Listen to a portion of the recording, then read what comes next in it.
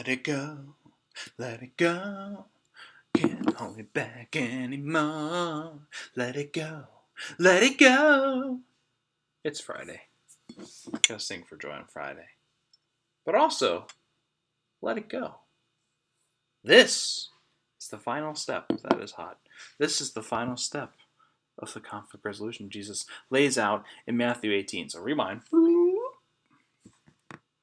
Eye to eye, one on one. That doesn't work. Arbitrator, neutral arbitrator, mediation. That doesn't work.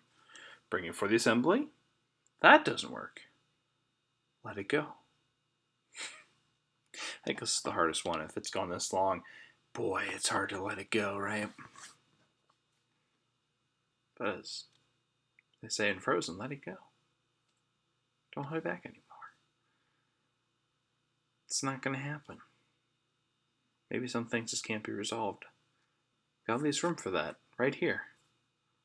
Let him go, but also let it go, but also let them go.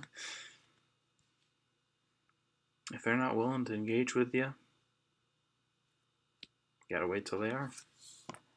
There's only so much you can do. So interesting, I actually am bringing up the book of Leviticus, a loaded book for our times. But I think you'll hear something interesting in here. I'm in Leviticus 19. I'll be looking at verses 15 through 19a. Here we go. I'll just read it. Starting verse 15. You shall not render an unjust judgment. You shall not be partial to the poor, or defer to the great. With justice you shall judge your neighbor. You shall not go around as the slanderer among your people, and you shall not profit by the blood of your neighbor. I am the Lord. You shall not hate in your heart any one of your kin.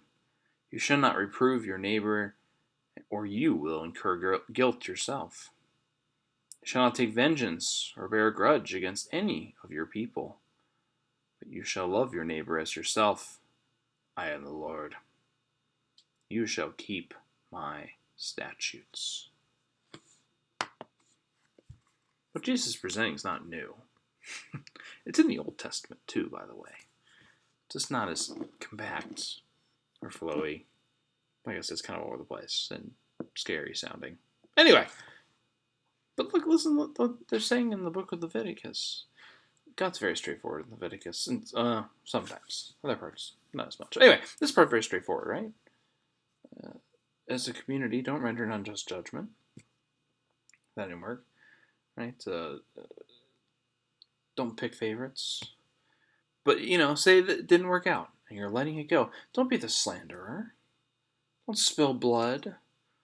Hold hate in your hearts. Right? You'll have guilt yourself. You bring yourself down.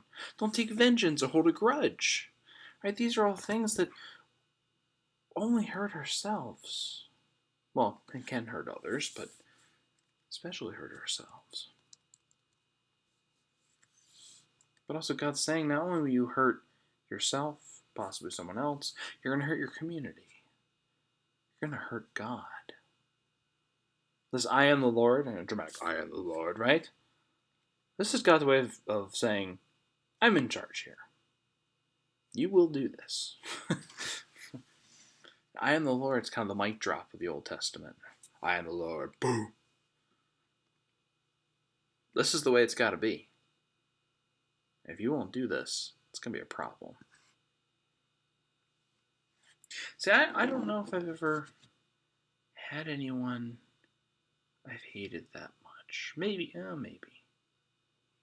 In that case, you gotta let it go. Because that hate's just gonna feed. It's gonna nest in your heart. It's gonna stay in your mind. It's gonna wear you down. It's gonna cause a disconnect between you and the God of love we worship. It's not God's way.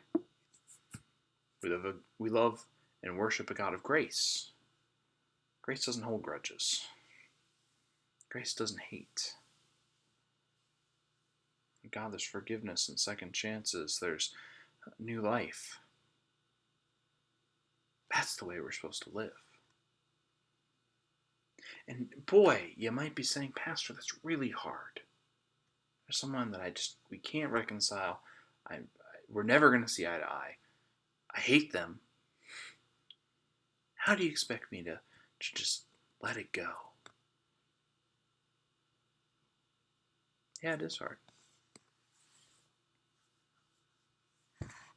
You don't think it's hard for God too? God does it for us. You don't think that God has issue with what humanity chooses to do from time to time? You know, if I were God, what was done to Jesus Christ on the cross, boy, that'd be hard to let go. But God did it. Because God's way is the best.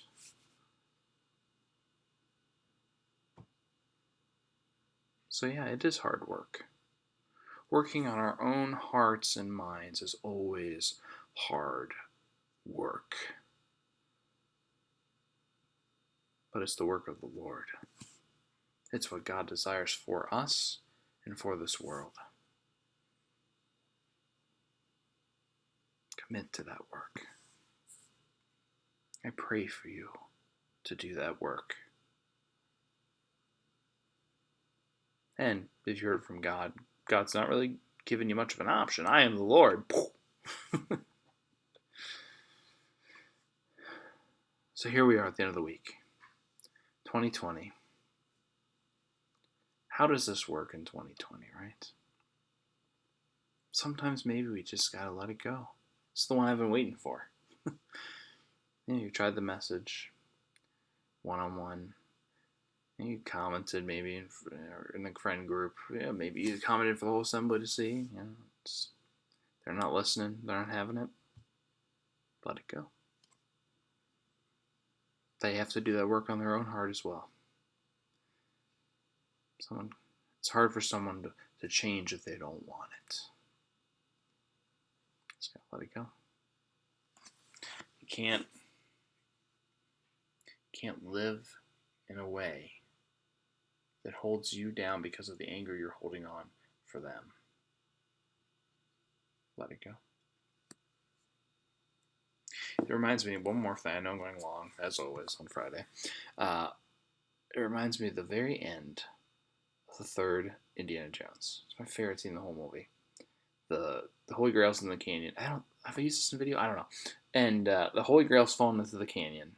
It's been the obsession of Indiana Jones' father his whole life. And Indiana Jones is reaching, and he's just that close. He can touch it with one finger. I can almost get it, Dad, he says. And just right before a character fell to their eternal death down the chasm of darkness, trying to get it. But anyway, but now our hero, Indiana Jones, trying to get it. His dad's got his arm saying, no, I'm losing grip on you. He's like, I almost got it, Dad. You know how much this means to you. His dad tells him, let it go. What are the grails in our life that we're holding on to that are, in the end, detrimental to us, that cause us to fall down the chasm? What are the things we need to let go? Have a good weekend. I'll see you on Sunday.